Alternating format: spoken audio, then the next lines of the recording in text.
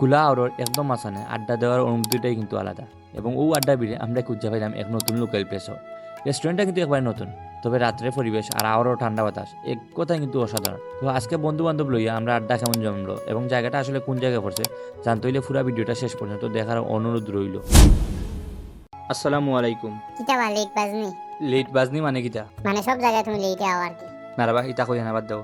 তো recently TikTok এবং ফেসবুকের ট্রেন্ডিং একটা রেস্টুরেন্ট আছে যেটা হইল গিয়া জলতরঙ্গ রেস্টুরেন্ট। এই রেস্টুরেন্টের অনেকগুলো স্পেশালিটি আছে, তার মধ্যে অন্যতম হইল গিয়া কুলা আওয়ারের মধ্যে অবস্থিত। কুলা আওয়ার বলতে দুদিকে ফানি আর কি, খোলামেলা বাতাস আর বাতাস। আর যারা এই রেস্টুরেন্টে গেছো একবার অবশ্যই তারা এক্সপ্লেন করে বুঝানি লাগে না, আর যারা গেছো না তারা একটু অনুভব করিলাও তাহলে বুঝতে পারবা এই রেস্টুরেন্টটা কিরকম হইতে পারে।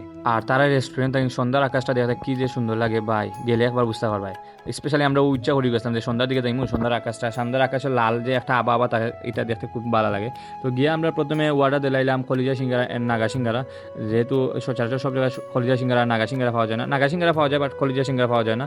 তো কলিজা সিঙ্গারা টেস্ট করে খুব ভালো লাগছে। আর তার রেস্টুরেন্টে কিন্তু অলওয়েজ মানুষ থাকে ভাই, ভরপুর মানুষ। আর তার রেস্টুরেন্টের ডেকোরেশনটা খুব সুন্দর আছে, আউরের উপরে বুঝতে বাঁশ দিয়ে বানাইছে। আর অবশ্যই আপনারা দেখতে পারেন রেস্টুরেন্টের চতুর্দিকে মানুষ কীরকম আছে। এটা কিন্তু সন্ধ্যার পর দেখানে কীরকম মানুষ, প্রথমে গিয়ে স্পেস পাইছি না। আর আরেকটা জিনিস, তারা রেস্টুরেন্টে অন্যান্য জিনিস আমি ট্রাই করছি না, তারা ফুডের কোয়ালিটি ভালো আছে, প্লাস ফুডের কোয়ালিটি বলতে যেটা ট্রাই করছে ওটা কথা হইলাম। স্পেশালি বাইরে ভাই তারা সার ফ্যান হয়েছে ভাই, যে একটা মজা লাগছে। চা 20 টাকা দিয়ে চা খাইলেও লস নাই ভাই, মানে এই চা যদি 20 টাকা 40 টাকা রাখতো, অন্যান্য জিনিসের কথা হইলাম না, বাট আমি সার ফ্যান হয়েছি। আমি যদি আর নেক্সট টাইমে যাওয়া পরে আর কোনটা ট্রাই করি না করি, চাটা ট্রাই করবো অবশ্যই, মাস্ট বই চা ট্রাই করবো। আর যারা এখানে একবার যাইবা, যদি বলবো তুমি রেস্টুরেন্টের ফ্যান না, বাট এই পরিবেশের ফ্যান হইতে বাধ্য, কোনো কথা নাই।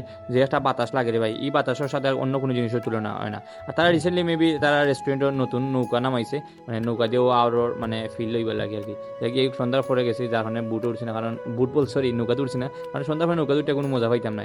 আর যেহেতু আমরা মানুষ ছয়জন আসলাম, আমরা ইচ্ছা ছিল অন্য একটা রেস্টুরেন্টে যাইমু, ওখান থেকে অন্য একটা রেস্টুরেন্টে যাইমু। অন্য একটা রেস্টুরেন্টে কই যেতে পারি বুঝতে পারা, গোবিন্দগঞ্জ রিসেন্টলি ওপেন হয়েছে, তো ইনশাল্লাহ নেক্সট টাইম যাইমু।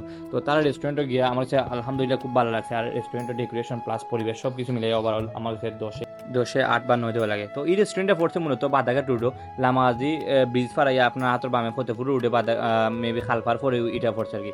লামাজিটা মেবি 2-2.5 কিলোমিটার জায়গা, তো বেশি দূরই না, রাস্তাঘাটও ভালো আছে। আর এই রাস্তা বাদে 8টা গেলেও মজা লাগবে রে ভাই, একবার গিয়ে দেখো। আর খেয়ে এই রেস্টুরেন্টে গেছো, আপনার কাছে কিরকম লাগছে অবশ্যই ভিডিওতে কমেন্ট করে জানাইবা। আর সবাই ভালো থাকুক, সুস্থ থাকুক। আসসালামু আলাইকুম।